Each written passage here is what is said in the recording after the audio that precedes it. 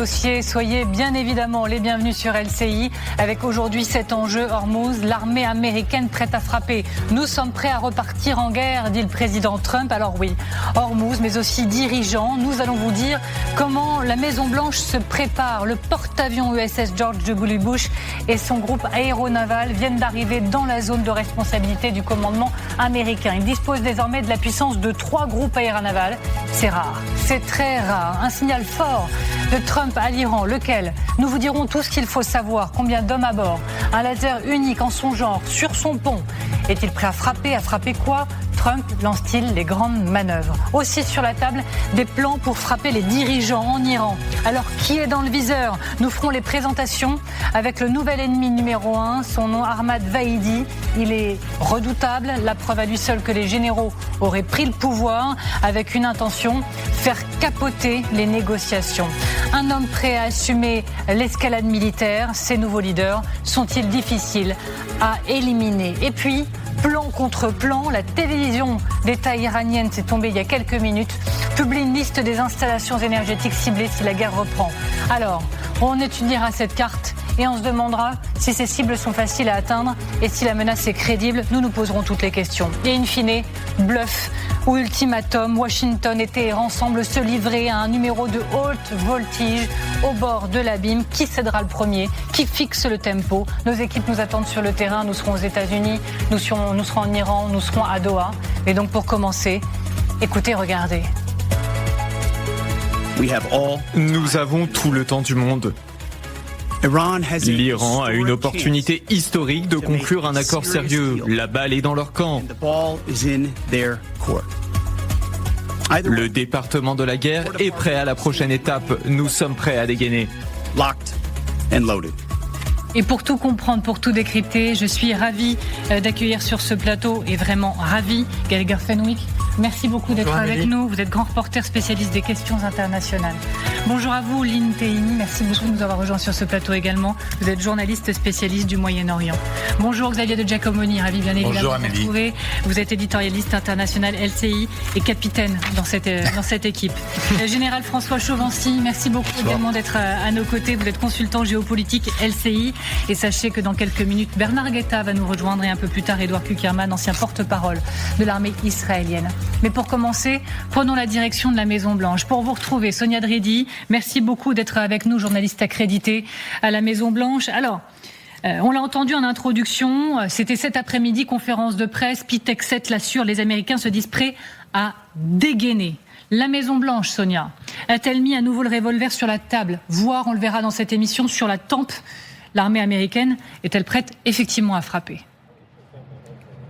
Oui, la Maison-Blanche qui aimerait faire céder les Iraniens et donc fait encore monter la pression. Tout à l'heure, en effet, lors de cette conférence de presse, le général Kane, le chef d'état-major des armées, a déclaré que les États-Unis étaient prêts à reprendre les opérations de grande ampleur sous l'ordre de Donald Trump. Il a assuré « Nous sommes toujours en position ». Le secrétaire à la défense, Pete Hegseth, a lui dit que le blocus naval se durcissait et il a assuré que les États-Unis considéraient que ce serait une violation du cessez-le-feu si les Iraniens posaient davantage de mines dans le détroit d'Ormuz. Alors selon Axios, les États-Unis ont appris récemment que les Iraniens posaient davantage de mines dans le détroit d'Ormuz, ce qui explique aussi la déclaration de Donald Trump hier lorsqu'il a dit qu'il avait ordonné à la marine américaine de détruire tout navire iranien qui poserait encore plus de mines dans ce détroit d'Ormuz. Donc les États-Unis font monter la pression. En même temps, on a aussi l'impression d'une administration qui aimerait éviter la reprise des hostilités et qui aimerait trouver une porte de sortie toujours à cette guerre. Le secrétaire à la Défense qui a également dit, on l'a entendu juste avant, que les Iraniens avaient une opportunité historique de conclure un deal et il a répété ce qu'avait dit Donald Trump hier, que les États-Unis avaient tout le temps du monde, même si on sent encore une fois que le président Trump est lui plutôt pressé. Oui, merci. On en reparlera de ce tout le temps du monde dans quelques instants. Merci beaucoup, Sonia Dridi. On se retrouve. On va parler du George W. Bush également ensemble, le porte-avions. Les États-Unis ont envoyé un autre porte-avions dans la zone. Il est arrivé, l'USS George W. Bush et son groupe aéronaval. Je vous le disais, en tout, ça fait 3 groupes aéronavals à disposition du commandement américain. C'est très rare. c'est très rare. Dans la région 3, vous verrez que sur ce pont se trouve un élément présenté comme une étape majeure, un laser. Alors que peut changer ce mastodonte des mers? C'est Xavier de Giacomoni, je vous le disais donc, capitaine, qui, une fois de plus, va m'accompagner pour tout vous expliquer. De navire légèrement plus petit tout de même. Alors, Xavier de Giacomoni, voilà ce qu'il faut savoir à son sujet. Vous avez entamé les hostilités, allez-y. Alors vous voyez ce bâtiment qui est un très très beau bateau, qui est l'un des plus gros de la flotte américaine, George H.W. Bush, du nom du 41e président des États-Unis d'Amérique. Il mesure 333 mètres pour un déplacement de 100 000 tonnes. 100 000 tonnes de diplomatie, c'est ce qu'on aime à répéter dans les couloirs du Pentagone et de la Maison-Blanche. Un monstre de feu et d'acier dont la seule arrivée dans la zone du CENTCOM, ici, le commandement central américain, donc pour le Moyen-Orient, est censé effrayer l'adversaire. Actuellement, le bâtiment se trouve par ici, sans doute au large de la Somalie, ou peut-être même, on n'a pas d'informations précises de la part des Américains, évidemment, peut-être même juste à sortie de la mer Rouge. Il rejoint sur zone 2 autres porte-avions, vous en avez parlé, c'est ça qui fait la masse, le Gerald Ford, l'Abraham Lincoln, une puissance de feu considérable qu'on a seulement vue dans un passé récent pendant la première guerre du Golfe, celle qu'avait menée justement le président Bush. Mais l'un de ces porte-avions, je pense, le Gerald Ford, devrait d'ici quelques semaines repartir parce qu'il est en très mauvais état, il est depuis très très longtemps à la mer, il a besoin de réparation. Alors, il est présenté comme une première, je vous en parlais il y a quelques instants, présenté même comme une étape majeure. La marine américaine a révélé ces derniers jours, même presque dernières heures, l'essai d'un système de défense anti-drone laser sur le pont d'envol de ce porte-avions précisément. Oui, la première, c'est qu'en fait, c'est la première fois qu'on embarque ce système laser pour lutter contre les drones qui s'appelle Locust sur un porte-avions américain. Alors le laser va pointer le drone et en fait il va lui brûler les neurones, enfin tout ce qu'il a à l'intérieur. Le drone va être littéralement brûlé. Ça marche à assez courte distance, mais d'après les spécialistes, ça pourrait être assez efficace combiné à des canons, combiné à d'autres solutions. Les avions de chasse, les hélicoptères aussi peuvent détruire les drones pour assurer la sécurité du porte-avions. Parce que ce que les Iraniens envisageaient de faire à un moment dans cette guerre, c'était d'envoyer une nuée de drones sur les porte-avions américains, pas pour les couler, ça c'était impossible, mais au moins pour détruire des installations, rendre inopérationnels certains systèmes et peut-être tuer des marins à bord. Combien d'hommes à son bord, justement ? 5500 hommes à bord du George Bush. Il y a évidemment des pilotes, les pilotes de chasse. Là, on voit toute l'escouade aéronavale. Vous voyez qu'il n'y a pas que le porte-avions, il y a des bateaux qui l'escortent.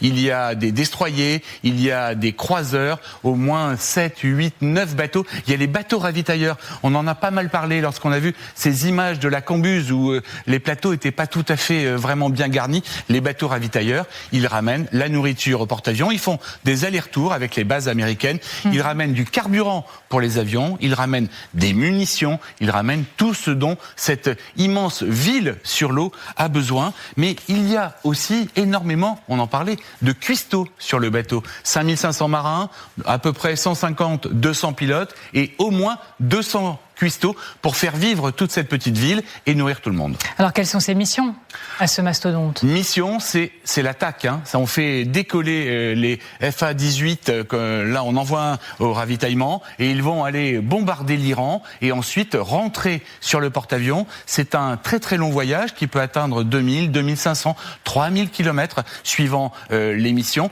Mais ça permet aux États-Unis d'avoir sur l'eau, en mer d'Arabie, éventuellement dans le golfe d'Oman, des moyens, une base entière qui leur permet d'aller bombarder l'Iran sans dépendre d'un pays allié, d'un pays étranger. C'était très clair. Merci beaucoup Xavier de Giacomoni. Mais oui, c'était très clair. Gallagher Fenwick, oui, preuve que les États-Unis sont prêts à frapper, à repartir en guerre incessamment sous peu, comme on dit. Non, bien sûr, clairement, et on le sait par la presse américaine, Donald Trump, le président des États-Unis, préférerait une voie de sortie diplomatique, mais il est en train de consulter ses chefs militaires, l'état-major, pour que ce dernier lui fournisse des options en cas de reprise des hostilités. Et donc, il est en train de s'en donner les moyens. En termes de dispositifs, et je ne minore pas du tout ce qui est en train d'être déployé au large des côtes, à la fois de la péninsule, mais aussi aux abords du golfe Persique. Faut rappeler quand même qu'avant l'invasion de 2003, les Américains avaient déployé 5 porte-avions. Et au maximum de l'accumulation des forces américaines, on était vers 330 000 troupes américaines au sol. Donc même si ces Américains se comptent par dizaines de milliers, en termes de dimensionnement, on est, encore une fois, par rapport à l'Irak de 2003, dans quelque chose qui reste inférieur. Non, c'est pas du tout la même opération, mais à titre de comparaison, toujours rappeler que la superficie irakienne, elle est à peu près 4 fois inférieure à celle de l'Iran. Quant à la population iranienne, on a beaucoup dit autour de ce plateau, c'est plus de 90 millions d'habitants.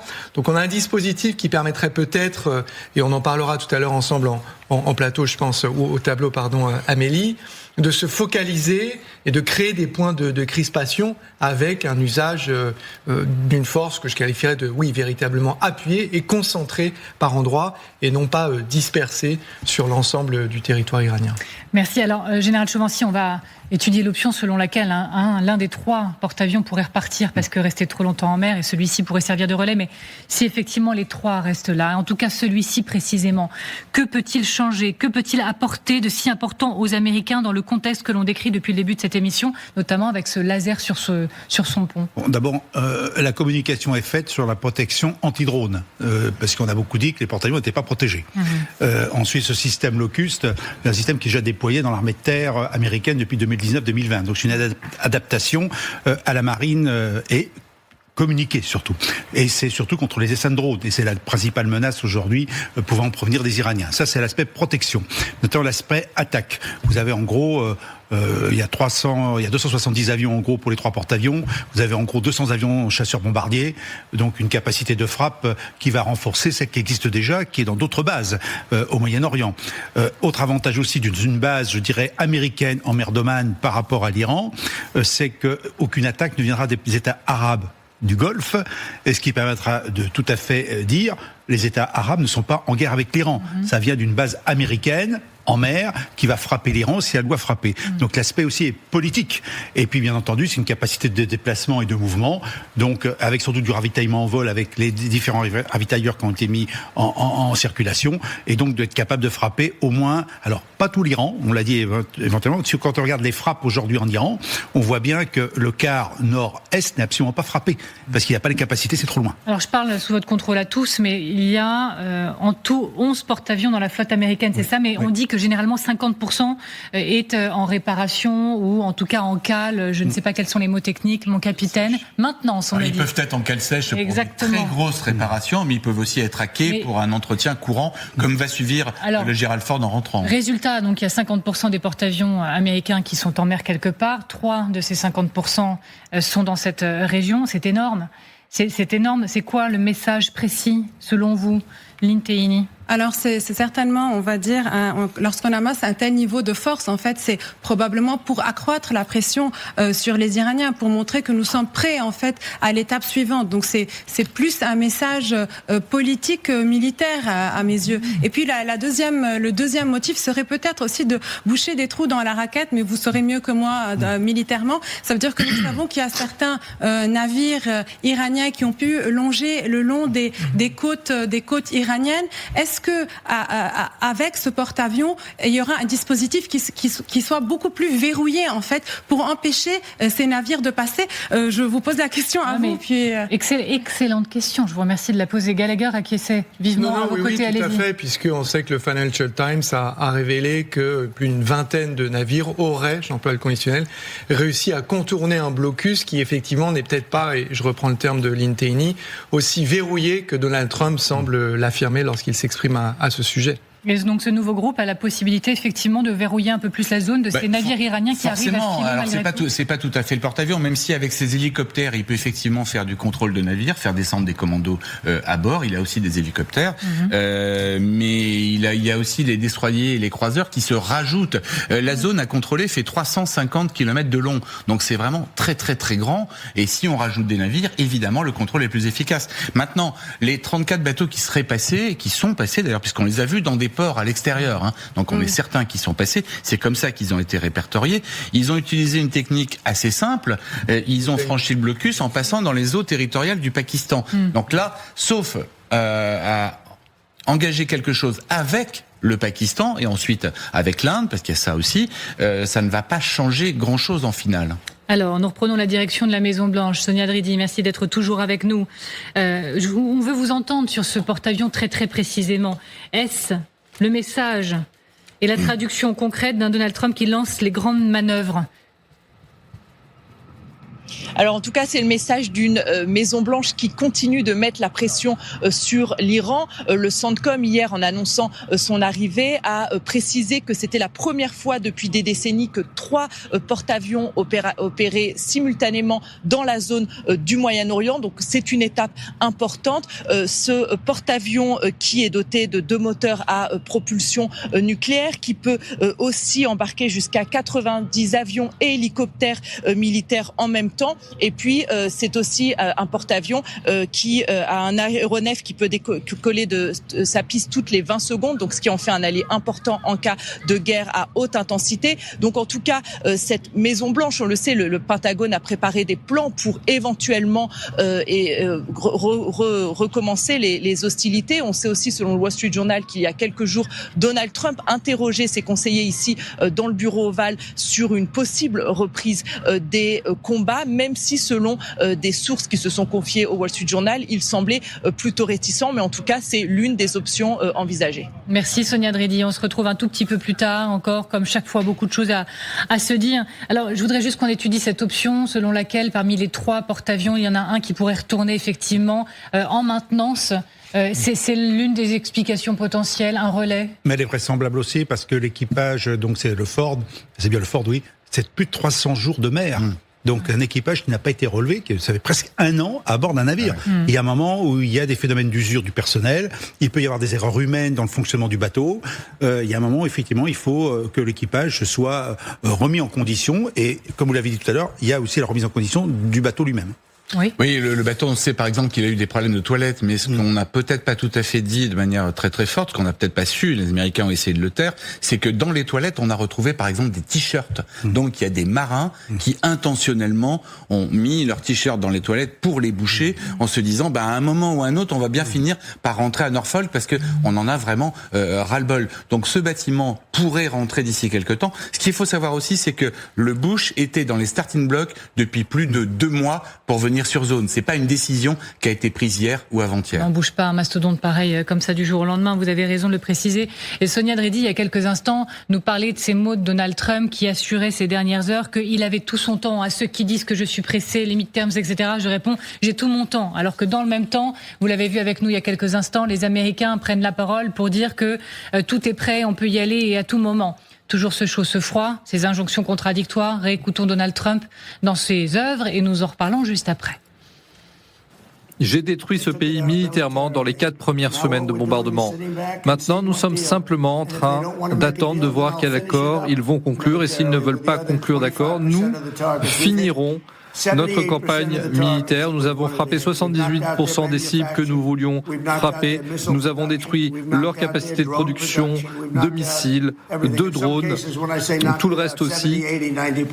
Et je parle de 78 à 90% de taux de destruction. C'est incroyable ce que nous avons réalisé. Je l'ai fait dans le délai que j'ai mentionné, mais je ne veux pas me presser. Tout le monde dit Trump est pressé par le temps. Il n'y a pas de pression. Il a tout son temps ? Il a tout son temps, le président américain ? En fait, il est sur une ligne de crête entre, évidemment, ne pas dire qu'il est pressé, qu'il est impatient, etc. On a vu ce que ça lui a coûté face à Vladimir Poutine, auquel il avait clairement dit qu'il voulait aller vite. Mais la réalité, qui est à la fois économique, elle est politique. Avec les élections de mi-mandat, même si moi, personnellement, je tempérerais l'intérêt de Donald Trump pour le résultat des élections de mi-mandat, je pense qu'il est davantage intéressé par son legs historique que par les défaites cuisantes qui attendent le Parti républicain. Et ça, c'est tout le temps le cas aux élections de mi-mandat, que le président soit républicain ou démocrate.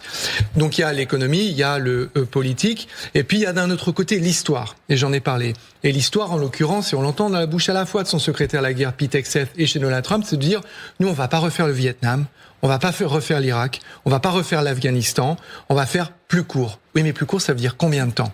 Et c'est ça la question que se posent les Américains, les Américaines, les observateurs. Et ce qui est intéressant, j'en termine par là, c'est que les marchés, eux, quand on les observe, à la fois le Nasdaq et le S&P 500, sont plutôt stables, voire à la hausse, parce que eux pensent, et au moment où on se parle, Amélie, on en a la confirmation, les Iraniens envoient une délégation à Islamabad. Côté américain, on n'a pas de confirmation officielle ni sur est-ce qu'ils viennent et si oui, qui est au sein de cette délégation. Donc on voit qu'il y a quand même une option diplomatique qui n'est pas non plus complètement écartée. Vous l'avez compris dans cette émission, on regarde comment de chaque côté on se reprend, on se prépare à reprendre la guerre à tout moment. Du côté des Iraniens maintenant, voyez comme l'Iran s'adapte, on vous en a déjà parlé dans cette émission. L'Iran sait très bien optimiser son temps. Selon une spécialiste des questions de défense, pendant les 15 jours de trêve, l'Iran a apporté des améliorations à certaines de ses défenses aériennes à courte portée. Ces défenses qui détectent les cibles sans émettre de signaux radar, par exemple. Pendant les 15 jours de trêve, des ingénieurs iraniens auraient appliqué des mises à jour de logiciels, de processeurs de systèmes pour améliorer les filtrages. En fait, ils ont pris 15 jours pour analyser toutes les données accumulées pendant les premières phases de combat, les F-15, leur portée, tous ces détails qui font qu'ils ont pu se renforcer. Et vous acquiescez, c'est tout à fait crédible, effectivement, et l'Iran montre sa capacité d'adaptation. Attention. Et à quoi ça sert un cessez-le-feu ? Ça sert à se réarmer, à se préparer à la suite, parce que ça ne veut pas dire qu'il y aura la paix à l'issue. C'est la raison pour l'Ukraine redouter un cessez-le-feu face à la Russie. Tout cessez-le-feu contribue à renforcer sa défense dans l'optique qu'un cessez-le-feu serait brisé dans une période donnée. Allez-y, Lynn Tehini. D'ailleurs, pour rejoindre ce que vous disiez, le cessez-le-feu l'année dernière, je vais parler du Liban entre le Hezbollah et Israël. Eh bien, le cessez-le-feu a servi à renforcer le Hezbollah, puisque les gardiens de la révolution sont venus, ont réhabilité et ont renforcé cette branche militaire du Hezbollah qui avait été fortement, on va dire, affaiblie par Israël. Donc le cessez-le-feu, pour rejoindre ce que vous disiez, ça sert à ça. Allez-y. Mais il y a des choses qu'on ne peut apprendre que dans la guerre, qu'au moment où ça se passe. On peut s'entraîner, on peut faire beaucoup de choses, mais il y a que la guerre qui permet de révéler. Par exemple, au bout de combien de temps après avoir tiré un missile, il y a une contre-mesure d'un avion américain ou israélien qui vient détruire le lanceur. Ça, les Iraniens ne pouvaient pas le déterminer de manière précise. Maintenant, ils le savent, vu le nombre de lanceurs détruits. Donc, ça leur permet d'anticiper, de voir de quelle manière ils peuvent mettre leurs lanceurs à l'abri, puisque pour les Iraniens, au-delà des munitions, ce qui est extrêmement important, c'est de garder des lanceurs opérationnels pour pouvoir tirer soit sur les États du Golfe, soit sur Israël. Pour être beaucoup plus direct, le cessez-le-feu profite à l'Iran ? En fait, si vous voulez, ce que vous êtes en train de décrire à juste titre, d'abord, c'est le fait que le cessez-le-feu, c'est toujours davantage une modalité de la guerre que de la paix. Premier élément. Deuxième, c'est que ce retour sur expérience qui est en train d'être pratiqué, toutes les armées le font, tous les belligérants le font. C'est pas l'apanage des Iraniens. Et on peut faire rentrer un acteur. Les Américains font pareil. Hein. Les Américains, les Chinois sont en train d'observer tout cela au microscope, les capacités américaines, ce qui marche, les défaillances, l'utilisation de l'imagerie satellitaire, y compris en source ouverte, donc commerciale, afin de géolocaliser des radars de détection avancés, les moyens de le percuter. Et on peut parler des missiles qui sont en train de perfectionner, etc. Ce qu'a découvert l'Iran, me semble-t-il, c'est que sa grande force dans ce conflit, certes le balistique, mais surtout l'asymétrie et ces fameux drones dont il lui reste un stock considérable et qu'il menace, et vous projetiez la carte en introduisant cette émission, d'utiliser à nouveau pour cibler à nouveau de l'infrastructure critique chez leurs voisins. Effectivement, dans quelques instants, sur cette carte que vous parlez bien, le cessez-le-feu qui profite plus souvent à la guerre qu'à la paix. Maintenant, regardez ces images, elles viennent de nous parvenir il y a quelques instants, des images de la télé iranienne, et à nouveau, ils communiquent, les Iraniens, sur ces vedettes de la fameuse flotte moustique qui semble, sur ces images, sillonner le détroit d'Ormuz en toute tranquillité. Alors face à ça, Ormuz, mais aussi les dirigeants iraniens, nous allons vous dire comment la Maison-Blanche se prépare à frapper. Nous sommes prêts à repartir en guerre, dit Trump. Nous sommes prêts à dégainer, dit Pete Hegseth. Eh bien, vous saurez tout, des plans sur la table, et on va en parler ensemble, Bernard Guetta. Je vous en prie, faites votre entrée sur ce plateau. Vous êtes député européen Renew, vous êtes spécialiste, c'est juste ici, Bernard Guetta, que vous installez de l'autre côté, mais je vous en prie, vous avez presque une petite plaque en plus pourtant qui est juste ici. Les États-Unis se préparent, je le disais, à de nouveaux plans militaires visant les routes maritimes, petits bateaux d'attaque, navires peseurs de mines, etc. Et autre option également, l'armée américaine élabore des stratégies pour frapper des dirigeants iraniens. Et nous ferons dans quelques instants, pour vous, les présentations avec le nouvel ennemi numéro 1, Ahmad Vahidi, nouvel homme fort, preuve, selon beaucoup de sources que ce sont bien les généraux qui prennent le pouvoir. Serait-il si difficile à éliminer ? On en reparle dans quelques instants, donc restez avec nous. À tout de suite.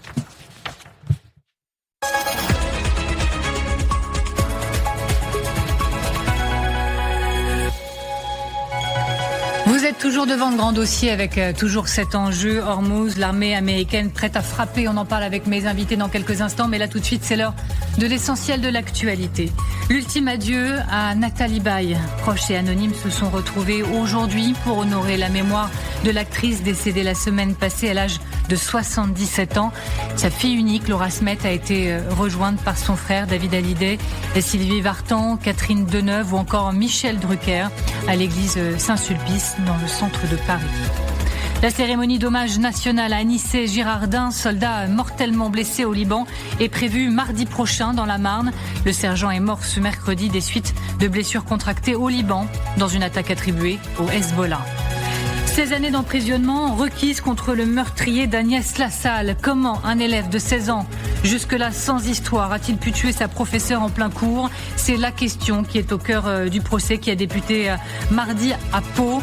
3 ans après la mort de la professeure d'espagnol tuée par un lycéen, donc en 2023, à Saint-Jean-de-Luz. Le verdict est attendu dans la soirée. Voilà pour l'essentiel de l'actualité. Nous reprenons le fil de ce grand dossier. Pour tout comprendre, décrypter, toujours avec moi, j'en suis ravie. Il y a Lynn Teini. Merci beaucoup d'être avec nous. Nous sommes toujours avec Xavier de Giacomoni, toujours avec le général Chauvency, Gallagher Fenwick. Et donc, merci beaucoup d'être avec nous. Encore une fois, Bernard Guetta, merci d'avoir accepté notre invitation. Alors, je le disais, l'état-major américain élabore de nouveaux plans actuellement pour fragiliser l'Iran si le cessez-le-feu devait à tout moment prendre fin. Quelles sont les nouvelles options ?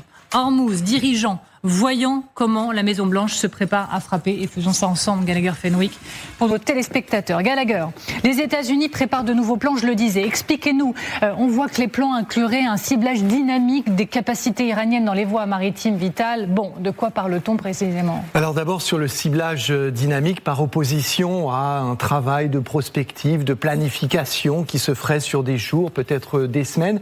Là, on parle entre guillemets de frappe d'opportunité, ce qui nécessite une boucle très raccourcie entre la détection par l'armée de l'élément à cibler et le déclenchement de la frappe pour neutraliser cet élément. Vous les voyez, ces images qui datent du jour, c'est la fameuse flotte moustique, ça, c'est ce qui pourrait être ciblé par l'armée américaine qui concentrerait donc ses efforts militaires, selon un article de CNN, aux alentours et à l'intérieur du détroit d'Ormuz et du golfe Persique. Grande difficulté. Pourquoi ? Parce que, on parle beaucoup de cette flotte moustique, le détroit d'Ormuz, mais aussi le golfe Persique, c'est un peu plus de 250 000 km². Chacune de ces embarcations, c'est moins de 20 mètres, moins de 10 tonnes et une vitesse sur la mer de 100 nœuds, c'est à peu près 180 km/h, c'est extrêmement rapide. Autre cible potentielle, les bateaux qui pourraient déposer des mines comme celle-ci que l'on voit à l'écran. Pareillement, il faut les identifier et être capable de les neutraliser très rapidement. Autre cible potentielle encore, la défense côtière avec notamment certains lanceurs de missiles. Alors, les infrastructures énergétiques sont également dans le viseur, parmi même les cibles prioritaires. Absolument, ça ce serait à l'intérieur des terres, c'est la mesure clairement la plus controversée puisqu'on parle potentiellement de crimes de guerre avec ces fameuses infrastructures dites à usage dual, l'infrastructure énergétique, les ponts, les nœuds ferroviaires ou encore d'autres éléments à l'intérieur du pays. Ça, c'est aussi parmi les options qui sont présentées au président des États-Unis sur ce très large territoire qu'est le territoire iranien. Et on verra dans quelques instants donc que les Iraniens ont leur propre plan. Une nouvelle carte vient d'être identifiée sur la télé iranienne, des plans énergétiques que l'Iran ciblerait. Merci beaucoup Gallagher Fenwick. Alors je me tourne vers vous Bernard Guetta. La guerre est-elle en train de changer de nature ? Le Wall Street Journal disait très bien cette semaine que on entre dans une nouvelle phase du conflit. C'est-à-dire que ce n'est pas parce qu'il n'y a plus de frappes et de missiles dans le ciel qu'il n'y a plus de guerre et qu'il y a même des escalades. Le journal expliquait qu'il y avait déplacement du conflit vers une guerre navale, économique et potentiellement durable et dévastatrice. Moi, je dirais essentiellement une guerre économique et une guerre de bluff des deux côtés. C'est-à-dire que les deux parties ont évidemment besoin, Trump autant que le régime iranien autant que Trump, d'arrêter ces combats qui sont en train, enfin cet affrontement précisément, qui est en train de détruire petit à petit l'économie de l'Iran, mais l'économie du monde par ricochet, et donc l'économie des États-Unis aussi. D'ailleurs, les négociations apparemment vont reprendre. Enfin, il n'y a aucune certitude, mais si le ministre des Affaires étrangères iranien est parti pour Islamabad, ce n'est pas pour rien a priori. Donc, a priori, il y a une volonté de reprendre des négociations, d'aboutir à un compromis. Simplement, ce compromis, il est très difficile à trouver, et pour le trouver, eh bien, chacun agite ses épouvantails. Attention, si tu ne me cèdes pas sur tel point, tu vas voir comment je vais te ratiboiser tes ponts, tes trucs et tes machins. Et attention, si tu ne me cèdes pas, répondent les Iraniens, tu vas voir comment je vais prolonger l'affrontement et te faire perdre les élections de mi-novembre, compromettre la santé économique de ton pays, faire s'envoler les prix à la pompe en Amérique, etc. etc. Mais est-ce que dans tous vos réseaux, et au niveau européen par exemple, on se prépare effectivement à un changement de nature du conflit? Est-ce que dans les états d'esprit, on se dit il n'y a pas de désescalade du tout, bien qu'il n'y ait plus missiles dans le ciel, et au contraire, il faut se préparer à quelque chose de beaucoup plus dévastateur? Je vais vous dire ce qui est en train de se passer en Europe, et c'est aussi une jauge du changement de nature des relations internationales aujourd'hui. C'est que les Européens, nous sommes en train d'organiser, les 27 pays européens, autour de nous, en tout cas à nos côtés, un nouveau réseau de pays qui ne font plus confiance aux États-Unis. Pas du tout. Il y a une perte de crédibilité des États-Unis, non seulement en Europe, mais aussi dans les États du Golfe et aussi dans les pays asiatiques. Eh bien, avec ces pays, nous sommes en train de monter en puissance, et notamment en préparant une force qui, le jour venu, pourrait assurer la liberté de circulation dans le Golfe. Vous savez, ça n'est pas rien. Ça veut dire que l'Europe est en train d'organiser, et avec succès, très concrètement, une 50aine de pays, le quart des États du monde, et non pas les moindres, le quart des États du monde, et non pas les moindres, pour constituer une force de défense, non pas du tout d'agression, mais de défense d'un principe fondamental pour l'économie mondiale et la stabilité internationale, la liberté de circulation maritime. Alors c'est très clair. J'ai une question aussi très concrète à vous poser, Général Chauvency, qui obsède, et je sais aussi certains qui nous regardent. La première puissance mondiale n'est à cette heure pas en mesure de stopper des navires iraniens dans le détroit d'Ormuz et est obligée d'élaborer une fois de plus de nouveaux plans. Pourquoi? Comment explique-t-on que ces navires iraniens ne soient pas stoppables par les Américains? Je vous soumets juste l'analyse de Xavier Titelman et vous me dites ce que vous en pensez juste après. Regardez. Ce qui est étonnant aussi, c'est l'incapacité des Américains à avoir simplement des drones, parce qu'il y a des drones qui vont voler pendant des heures, 12, 24 heures, pour certains plus longtemps encore, avec des drones d'observation. Tout ça, ça se voit au radar. Et instantanément, quand il y a des vedettes rapides qui doivent partir, vous lancez des missiles anti-chars dont ils disposent par dizaines de milliers. Et en l'occurrence, là, 2-3 drones, vous en strikez la moitié. Je pense que l'autre moitié, si c'est humain, parce qu'on ne sait toujours pas si c'est des robots ou des humains qui étaient à bord, logiquement, ils devraient faire demi-tour, sauf s'ils ont une version suicidaire qui les emmène au paradis direct, auquel cas, effectivement, ça ne leur pose pas de problème. Allez-y, Général Chauvency. Il y a plusieurs sujets. Bon, il y a d'abord le contrôle de l'espace maritime, la question que vous avez posée. C'est vrai que c'est une grande surface et qu'avec 2 groupes aéronavals, on théoriquement présupposé que les Américains peuvent contrôler. Maintenant, on a bien expliqué aussi qu'une partie de ces navires qui ont réussi à s'exfiltrer du Golfe arabo-persique sont passés par des eaux territoriales qui n'étaient pas iraniennes, qui étaient notamment indiennes ou pakistanaises. Donc, après, la possibilité, ce qui a été fait par les Américains, un tanker ou autre, c'est 15 km/h, si je me trompe pas, et un destroyer ou 22 ou 15 nœuds. Un petit peu plus, 15 nœuds. Voilà, 15 nœuds. Je suis pas un marin, mais je suis pas capitaine, moi. Donc ça fait donc 27 km/h. Voilà. Et un destroyer 2 fois plus vite. Donc, on peut le laisser passer, on le rattrape. Maintenant qu'il y a des trous dans la raquette, ce n'est pas surprenant. Aucun blocus n'a jamais été total. Et puis, d'un autre côté, il y a plusieurs rumeurs qui sont passées à un moment donné, plusieurs rumeurs qui ont dit, après tout, peut-être qu'il y a eu des accords pour laisser passer certains navires. Et ce qui filtre des nouveaux plans américains pour essayer de stopper tout ça, est-ce qu'il vous semble crédible? Ou est-ce que c'est, en fait, inarrêtable. Allez-y, vous avez levé le doigt, vous avez donc la priorité. Non, très, très rapidement. Je l'ai dit tout à l'heure, il faut comprendre que ces petites embarcations qui est la véritable marine utile, en fait, de l'Iran. C'est-à-dire que ce que Trump a fait éliminer et ce sur quoi Pete Hegseth ne cesse de gloser, les bâtiments de guerre iraniens ne s'avèrent pas être d'une grande utilité, c'est le moins que l'on puisse dire. En revanche, ces petits bateaux, ils sont très difficiles parce qu'ils sont très rapides. L'autre chose qu'il faut comprendre, c'est que deux choses. La première, c'est que les Iraniens ont compris qu'il leur suffit d'une frappe réussie pour avoir un effet psychologique majeur.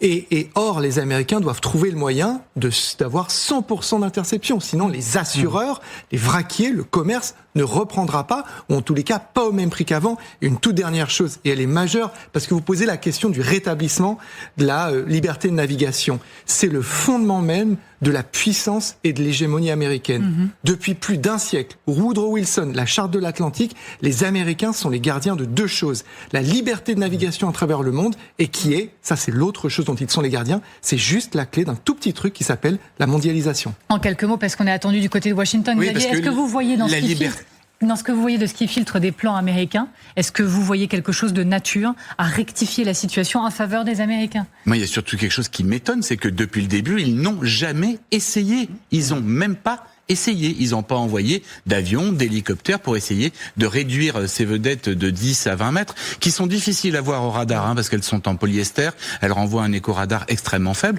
C'est pas facile. On peut le faire avec des avions tueurs de chars qui deviendraient tueurs de vedettes, le fameux A-10, avec des hélicoptères aussi, genre hélicoptère Apache. Mais le gros problème pour les Américains, c'est qu'il faut qu'ils le fassent sans jamais se faire toucher. Or, le risque dans le détroit d'Ormuz, par rapport aux Iraniens, est maximum. Alors, et si on avait un hélicoptère ou un avion qui était abattu, ce serait à nouveau une victoire pour les Iraniens. Alors à quel point les Américains s'apprêtent-ils justement à bouleverser leur stratégie pour faire face à ces enjeux ? Merci encore une fois d'être avec nous, Sonia Dridi, en direct depuis la Maison-Blanche. Sonia, s'il frappe à nouveau le président américain, la stratégie sera-t-elle fondamentalement différente ? Les cibles fondamentalement différentes ? Est-ce une nouvelle phase de la guerre qu'il s'apprête à ouvrir ? Alors en tout cas, la guerre se cristallise de plus en plus autour de ce détroit d'Ormuz. Pour l'instant, l'objectif de Donald Trump avec ce blocus naval américain, c'est d'asphyxier économiquement le régime des Mollahs. Il souhaiterait que l'Iran puisse céder après être asphyxié économiquement. Mais selon des sources qui se sont confiées à CNN, eh bien, le Pentagone est en train de développer de nouveaux plans pour cibler les capacités militaires de l'Iran justement autour de ce détroit d'Ormuz. On parle beaucoup notamment des embarcations rapides ou encore des embarcations rapides ou encore des navires posant des mines. Finalement, tout ce qui permet à l'Iran de nuire au plan des États-Unis dans ce détroit d'Ormuz. Et donc, toujours selon ces sources qui se sont confiées à CNN, les États-Unis se concentreraient moins sur des cibles à l'intérieur de l'Iran, même si évidemment cela reste toujours une option envisagée par cette administration. Donald Trump qui continue de consulter son Conseil de sécurité nationale. On a encore vu hier le secrétaire Rubio et le vice-président J.D. Vance venir ici à la Maison-Blanche se rendre dans le bureau ovale pour discuter avec Donald Trump, qui est toujours actuellement. L'autre option envisagée par les États-Unis, selon CNN, eh bien, ce serait de viser des leaders militaires iraniens et des dirigeants qui, selon eux, entravent les négociations en cours. Merci infiniment, Sonia Dridi, depuis la Maison-Blanche. Merci beaucoup à vous. À l'instant, je vois un haut responsable iranien qui assure que le son du pouvoir brisé de l'Amérique sera entendu du Golfe Persique à la mer d'Oman. Et justement, plan contre plan, récit contre récit, les Iraniens, on a découvert ça un peu avant le début de cette émission, eux aussi publient une liste de nouvelles installations énergétiques. Leur plan, si d'aventure il fallait frapper à nouveau. Et voilà quelles seraient les cibles. Et pardonnez-moi pour quelques noms qui seront écorchés. Les installations Ras Gaz et Ras Laffan au Qatar. Nous avons les îles Das et Zirkou aux Émirats Arabes Unis. Nous avons les installations Abqaiq, Safaniya et Koraïs en Arabie Saoudite et le champ pétrolier de Burgan au Koweït. Bernard Guetta, plan contre plan, qui fixe le tempo ? À ce stade, je lisais ce matin, Trump donne le tempo, il en profite au maximum. Hier, on expliquait dans cette émission que l'Iran avait quand même beaucoup de cartes en main. Écoutez, moi, ce qui me frappe vraiment, c'est que là, les Iraniens se comportent comme des gens qui n'ont absolument plus rien à perdre et qui sont prêts à mettre le feu aux poudres comme si ils avaient déjà perdu. Parce que dire aux pays du Golfe, aux monarchies du Golfe, on va détruire vos installations pétrolières et vos infrastructures, c'est déclarer la guerre au monde arabe. N'oublions jamais que l'Iran n'est pas un pays arabe. L'Iran, c'est la Perse. C'est un pays iranien, ça n'a absolument rien à voir. Non seulement ce ne sont pas des Arabes, mais ils méprisent les Arabes, qui le leur rendent bien d'ailleurs, qui le leur rendent bien.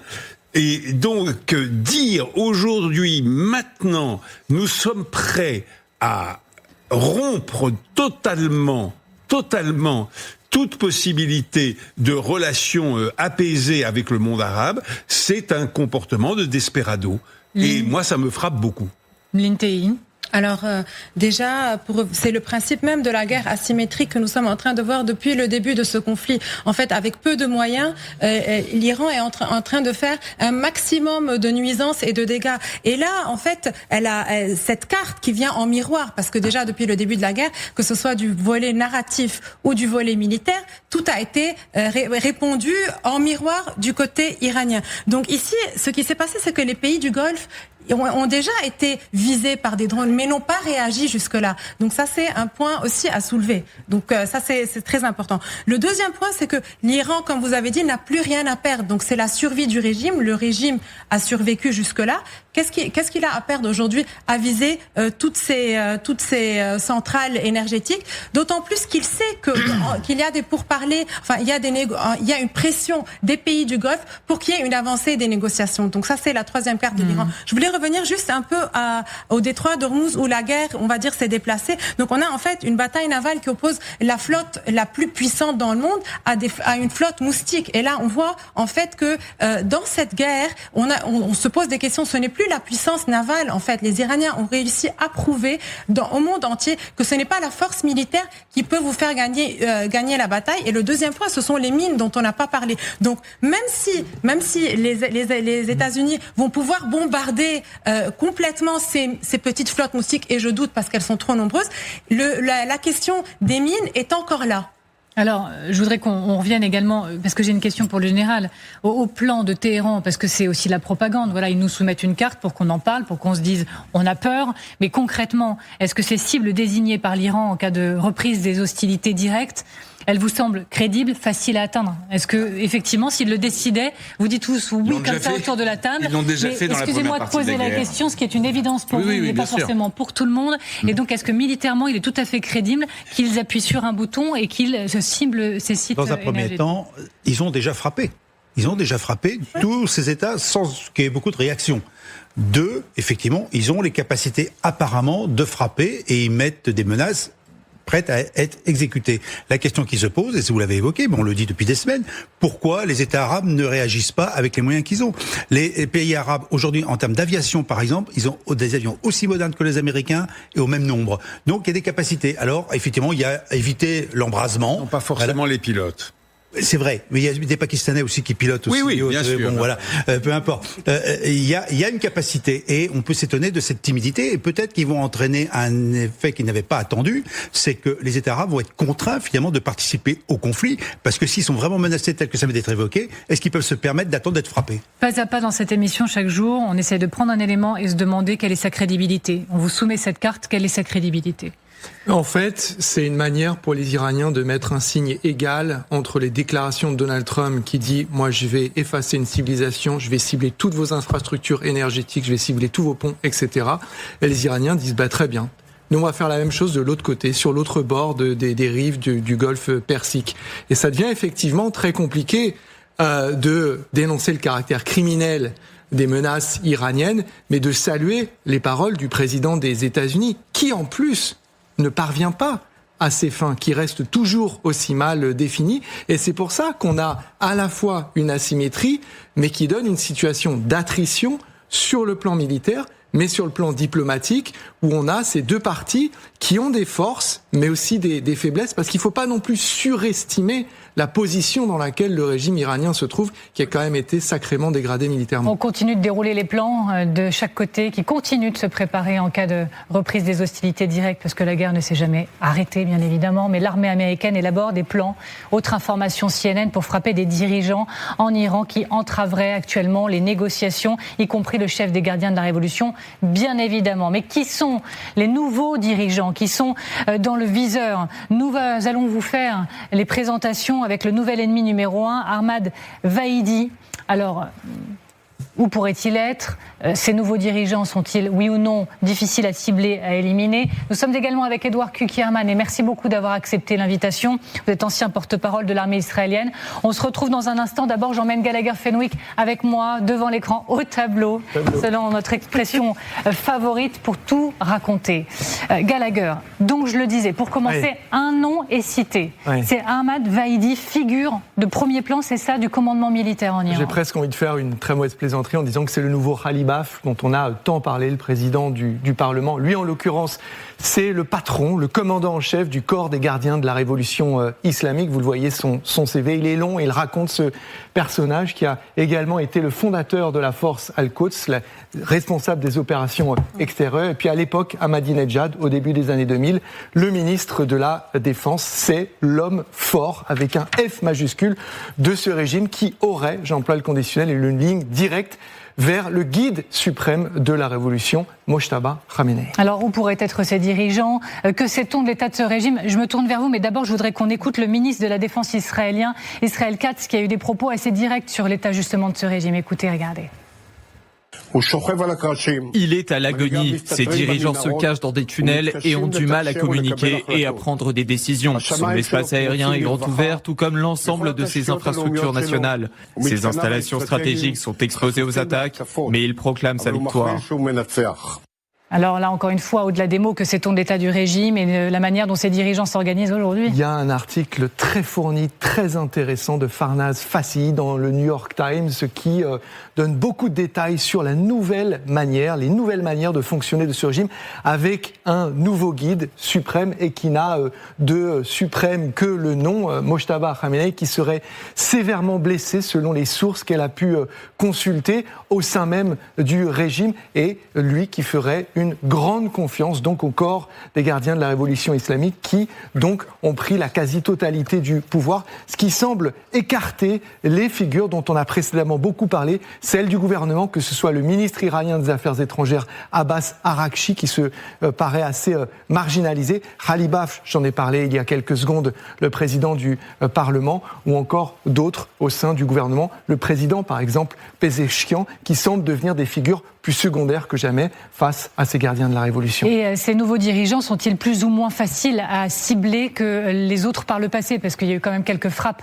avec une réussite à la clé. Est-ce qu'ils ont réussi à se renforcer sur ce plan-là? Dans cet article du New York Times, il y a un système de communication qui est décrit par le menu où le guide suprême est évidemment extrêmement difficile à géolocaliser et il ne communique que par des coursiers qui, avec des moyens artisanaux très légers, se déplacent en n'empruntant que des routes secondaires afin de faire passer des notes manuscrites dans des enveloppes scellées. Ça rend évidemment la communication très difficile, c'est dire l'immense paranoïa qu'il y a au sein de ce régime et ça rappelle dans une certaine mesure, et j'en termine par là, la manière dont le Hamas de l'extérieur, basé à Doha au Qatar, communiquait dans le cadre des négociations avec les Américains et les Israéliens, avec le Hamas de l'intérieur qui s'était réfugié à l'intérieur des tunnels de Gaza. Donc une communication qui est très compliquée. Merci beaucoup Gallagher Fenwick. J'ai une question pour commencer pour vous, Edouard Kukierman. Est-ce que il est facile ou non pour les Israéliens, pour le Mossad en particulier, de cibler ces nouveaux dirigeants? Parce que régulièrement, on en parlait dans cette émission, par exemple, avec un Raphaël Jérusalemi, ancien du renseignement israélien, qui disait en fait c'est une question de volonté. Bien sûr, nous savons où se trouve chacun d'entre eux. Est-ce que ce n'est qu'une question de volonté aujourd'hui? Je pense que s'il y a une intervention nouvelle avec les Américains et les Israéliens. Effectivement, une des cibles, c'est effectivement les leaders politiques et les leaders militaires, puisqu'on l'a fait dans le passé. On va probablement cibler à nouveau ces leaders. Mais je pense que c'est pas la seule cible qui sera envisagée, évidemment, puisque il y a également un objectif, c'est de cibler des infrastructures qui ont un dual use, à la fois une utilisation militaire et une utilisation civile, et en particulier tout ce qui finance les infrastructures militaires de ce régime, c'est-à-dire les sources d'argent qui viennent du pétrole et du gaz. Donc à mon avis, c'est là-dessus qu'il va y avoir une intervention militaire, évidemment en ciblant les leaders actuels, mais également en ciblant ce qui finance ce régime. On reste ensemble, bien évidemment. Alors, je vous citais Raphaël Jurisalmine il y a quelques instants. Il était notre invité hier, quand justement les Israéliens ont dit qu'il fallait maintenant finir avec les représentants du régime. Regardez ce qu'il nous dit de la facilité ou non à éliminer ces dirigeants. Mojtaba Khamenei, à la seconde même où la Maison-Blanche nous donnera le OK, sera éliminé. Et nous avons une liste de personnalités, et je peux vous assurer que les personnalités qui en ce moment viennent et vont à Islamabad et discuter avec les Américains seront supprimés les premiers, car ce sont les pires des pires. C'est l'erreur absolument incroyable qu'est en train de commettre Donald Trump, de négocier avec ces personnages, et c'est en plus une erreur qui va laisser tous les dangers possibles et imaginables sur la carte, puisqu'il faut éliminer absolument ces personnes.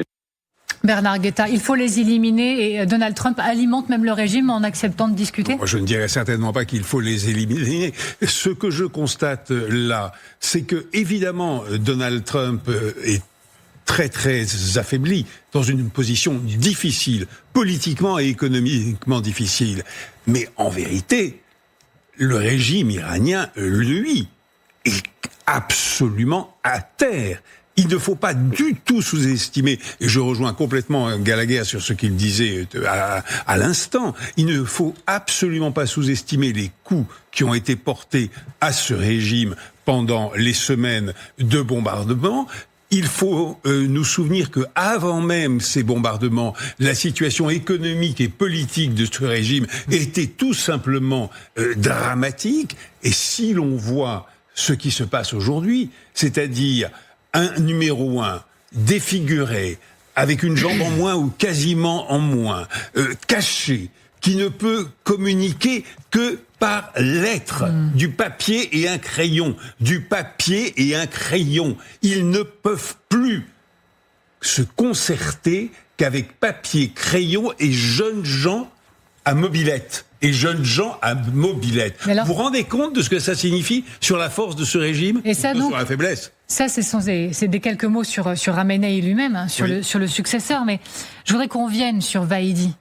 Est-ce que c'est lui le nouveau chef? Il est présenté comme étant la nouvelle cible numéro 1 des États-Unis, nouvel homme fort, mais c'est le nouveau chef? Apparemment, oui, ce serait le nouveau chef, parce que on est en train de voir déjà, je veux revenir sur un tweet hier, il y a Ghalibaf, Pezeshkian et Araqji, donc ils sont les trois qui veulent une négociation, donc ils sont quand même conservateurs, mais ce sont, on va dire, ceux qui ont été ménagés jusque-là par les Israéliens. Eh bien, hier, ils ont tweeté les trois avec le même message, tout va bien, il n'y a pas de dissension au sein du régime. Donc ça veut dire que c'est un message, c'est ce qui se dit en fait dans la presse arabe, et c'est ce que nous sommes en train de trouver, que c'est un message qui a été dicté par quelqu'un. C'est ça la première question qui se pose. La deuxième question, c'est que nous voyons qu'à chaque fois qu'il y a une avancée du point de vue iranien vers les négociations, et après, il y a à chaque pas en avant, il y a des pas en arrière. Et donc, ce qui se dit, c'est que oui, Vaidi, qui est, je le rappelle, recherché par Interpol pour les attentats en Argentine, donc c'est quelqu'un qui est vraiment un des durs, et il serait lui aussi au chevet de Mojtaba Khamenei. C'est un des rares qui réussit à le voir, c'est ce qui est mis dans la presse, et qui en fait dicte un peu l'attitude de Mojtaba. Parce que moi, je veux juste dire quelque chose, c'est que Mojtaba Mojtaba Khamenei, sa présence est juste ici pour créer l'illusion on parle de lui pour créer l'illusion qu'il est encore là. Mais en fait, il n'a pas la capacité de parler dans cette enquête. On le voit. Donc, ce sont plutôt son cercle proche, dont Vaidi, qui, eux, sont en train de donner des ordres. Edouard Kuckerman est toujours avec nous. Est-ce que vous partagez cette analyse? Le New York Times parle carrément ces dernières heures d'une nouvelle ère, d'un nouveau leadership avec des généraux qui désormais dirigent l'Iran. Vaidi, c'est le même leadership qu'avant. On a avec Vaidi quelqu'un qui a été en charge des actions du Hezbollah, qui sont responsables également de la mort des 58 Français parachutistes au Dakar, et qui est responsable également des attentats en Argentine. Donc c'est quelqu'un qui est un architerroriste et qu'il faut cibler à tout prix. Et je crois ça va être la cible évidemment des Israéliens et des Américains. Mais encore une fois, là, il y a moins l'effet de surprise qu'on a pu avoir quand on a opéré le 28 février. On n'a également pas l'effet de surprise quand on a ciblé avec les beepers les terroristes du Hezbollah. Donc, je pense pas que ce soit une tâche facile, mais ça va être un objectif évident pour l'armée israélienne, les services de renseignement israéliens, également l'armée américaine. On reste ensemble encore une fois. Et oui, allez-y, Gallagher. Non, en fait, je me demande si la question qu'on doit se poser, c'est très bien, vous parvenez à éliminer toutes ces têtes de pont. Quel est l'effet final recherché? Est-ce que c'est la chute du régime? Est-ce que vous y parvenez par ce chemin-là? Puisque lorsqu'il a précédemment été emprunté ce chemin, il amenait une radicalisation. En l'occurrence, M. Kuckerman disait c'est les mêmes qu'avant. C'est pas ce que Donald Trump dit. Donald Trump dit que le régime a changé. Et à tel point qu'ils ne savent plus avec qui échanger. Oui, alors non seulement ça, c'est-à-dire qu'il y a une phase d'élimination où ils ont eux-mêmes éliminé certaines des personnes avec lesquelles ils comptaient dialoguer, négocier, mais ensuite le régime, il a effectivement changé. Et comment est-ce qu'il a changé? Et la figure de Vaidi, c'est pour ça qu'on revient dessus, on est l'incarnation, c'est qu'il s'est énormément durci. On est passé d'un régime des mollahs à un régime des gardiens. Alors je me permets de vous faire signe parce qu'il y a Siavash Ghazi qui s'est mis en direct avec nous. On ne le fait pas attendre depuis Téhéran, correspondant France 24 et RFI. Merci beaucoup d'être avec nous, Siavash Ghazi, encore une fois. Siavash, vous entendez ce qui se dit sur ce plateau. Est-ce que les généraux ont pris le pouvoir en Iran? Est-ce que la ligne la plus convaincue, la plus dure, osais-je dire, était effectivement maintenant à la manœuvre? Écoutez, ces analyses et ces déclarations de Donald Trump ou des informations qui sont publiées dans certains médias américains ou autres font plutôt rigoler en Iran. Pour vous donner un exemple, hier soir, il y a eu une trentaine de responsables iraniens politiques et militaires qui ont publié le même texte sur le réseau X pour affirmer qu'il y avait l'unité au sein du pouvoir iranien, unité derrière le guide suprême iranien, derrière la nation iranienne, et aussi donc poursuivre le même chemin de la victoire. Donc c'est ce genre d'informations qui sont données depuis l'étranger font plutôt rigoler en Iran. Ce qu'on sait, c'est que la figure montante ici en Iran, c'est le président du Parlement iranien, Mohammad Bagher Ghalibaf, qui est à la tête de l'équipe des négociateurs, notamment si on reprend par exemple donc l'article de New York Times qui dit que par exemple le nouveau guide iranien Mojtaba Khamenei est très malade et a été blessé de manière pratiquement sur son lit de mort, et que c'est le président iranien qui en moto va le soigner dans un endroit dans un endroit très éloigné de Téhéran. Ce genre d'informations qui sont vraiment des inventions de l'esprit font rigoler beaucoup d'Iraniens ici à Téhéran, parce que c'est tout le contraire qu'on dit ici à Téhéran. Par exemple, certains disent même que en fait le président en fait était emmené donc en moto par le président du Parlement iranien, et que les gardes du corps c'était le chef de la justice déguisé, donc qui est un religieux déguisé en gardien de la révolution en garde du corps. C'est des choses qu'on a du mal à comprendre ici en Iran. Il y a ce qu'on sent ici, c'est que il y a une unité du pouvoir derrière le guide suprême, le Mojtaba Khamenei, qui n'est pas apparu bien sûr, mais l'équipe de négociation dirigée par Mohamed Bagher Ghalibaf est une équipe unie avec des responsables du gouvernement, et on sait que toutes les décisions sont prises au niveau du Conseil suprême de la sécurité nationale. Ce conseil comprend à la fois des hauts responsables politiques, le président de la République, le président du Parlement, mais aussi les chefs militaires, à la fois des gardes de la mission, mais aussi de l'armée, le ministre des Renseignements, le ministre des Affaires étrangères. Et donc ces décisions doivent être approuvées par le guide suprême iranien, donc pour être appliquées. Et c'est comme cela que les décisions sont prises en Iran, notamment la décision d'aller discuter avec les Américains, ou de l'envoi aujourd'hui du ministre des Affaires étrangères à Islamabad, à Oman et à Moscou. Donc on a du mal à comprendre tout ce qui est dit donc à l'étranger dans certaines presses étrangères, notamment le New York Times ou d'autres médias qu'on a du mal à comprendre. Merci infiniment, Siavash Ghazi, d'avoir été avec nous, correspondant France 24 RFI depuis Téhéran. Et ça vient de tomber, information très importante. Steve Witkoff et Jared Kushner prennent la direction du Pakistan. On apprenait un tout petit peu avant le début de cette émission que du côté iranien, on envoyait une délégation du côté d'Islamabad. Eh bien, ça y est, ça se confirme. Donald Trump envoie Steve Witkoff et Jared Kushner au Pakistan pour des discussions. Votre première réaction? Les négociations reprennent. Oui, mais ce n'est pas rien, parce qu'on a attendu de voir si les uns et les autres montaient dans un avion pendant des heures et des jours, et finalement rien n'a eu lieu. Et dans les prochaines heures... Depuis plusieurs jours, les Iraniens disaient non, j'y vais pas, les Américains n'y allaient plus.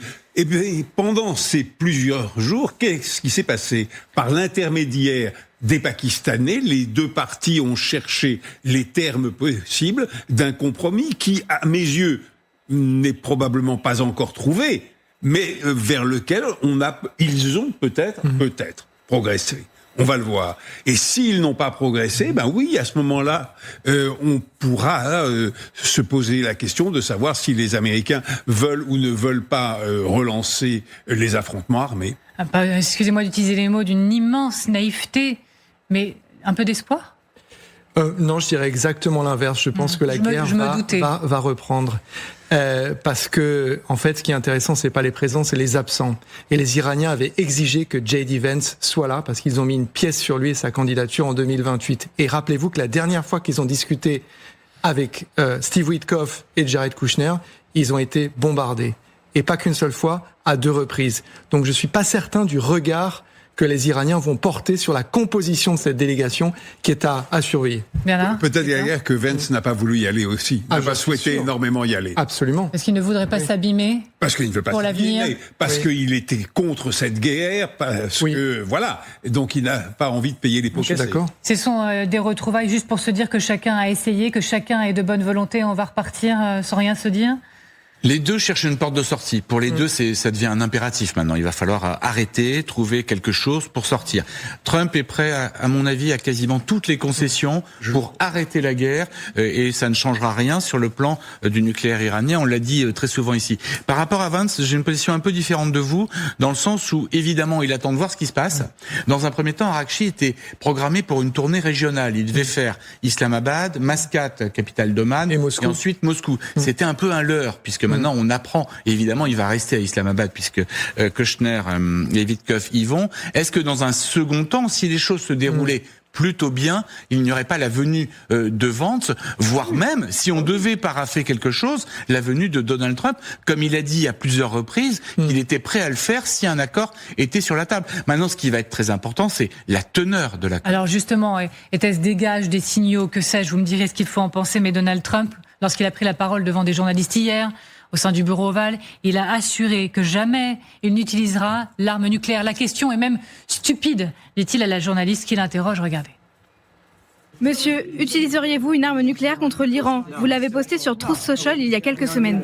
Non, nous n'en avons pas besoin. Pourquoi en aurais-je besoin? Pourquoi poser une question aussi stupide? Pourquoi utiliserais-je une arme nucléaire alors que nous les avons déjà totalement décimées de manière très conventionnelle sans cela? Non, je ne l'utiliserai pas. Personne ne devrait jamais être autorisé à utiliser une arme nucléaire.